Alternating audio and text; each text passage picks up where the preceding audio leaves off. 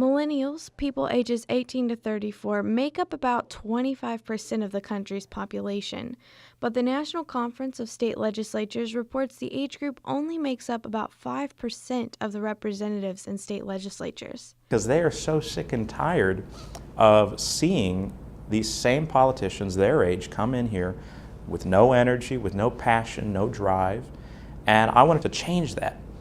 At the age of 20, Delegate Josh Higginbotham is one of the youngest members of West Virginia's legislature, where he says things are starting to change. All the young people in this hallway here, in this chamber, each and every one of us are passionate about what we do and love helping people. During the 2016 election, West Virginia saw a drastic increase in its millennial representation. Now, 13% of the state's legislative body is made up of members of the young age group. And that's why we kept getting elected and why we continue to grow and strengthen our numbers here in Charleston. Because we care about the issues, we are passionate and we, most important of all, are willing to listen. Many of these legislators say they jumped into public service to share fresh ideas and fresh perspectives. I mean, we've watched so much gridlock and hatred coming out of Washington, D.C. that we just don't want any part of that. Millennial legislators seem to be different from their more seasoned counterparts.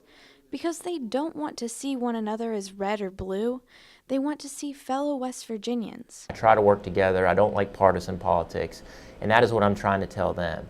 The end goal is the same for all of us. And while you'll see some delegates and senators bicker on the floor, do not resort to that. I wouldn't be surprised if we did see in 50 or 100 years a complete change on our political party system. A caucus of millennial legislators has been developing in these beginning weeks of session.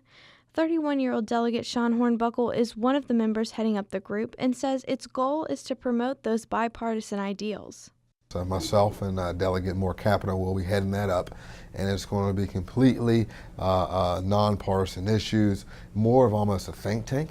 And how do we, A, push the state forward, but B, how do we make sure, whether in government or just involved in your communities, how do we get more younger folks to the table and helping to aid in that effort?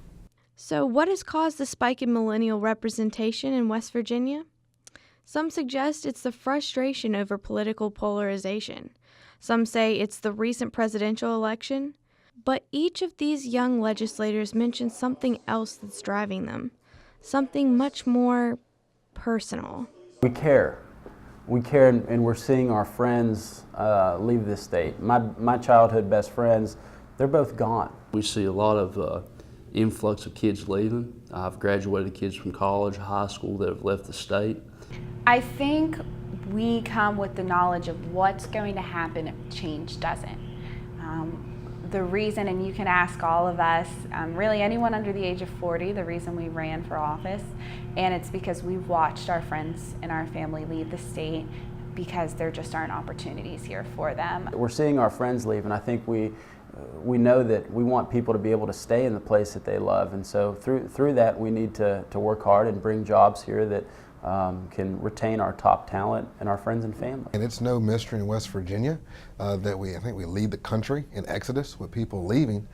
So if we are to reverse that trend, you have to capture young people and make them want to stay. Workforce.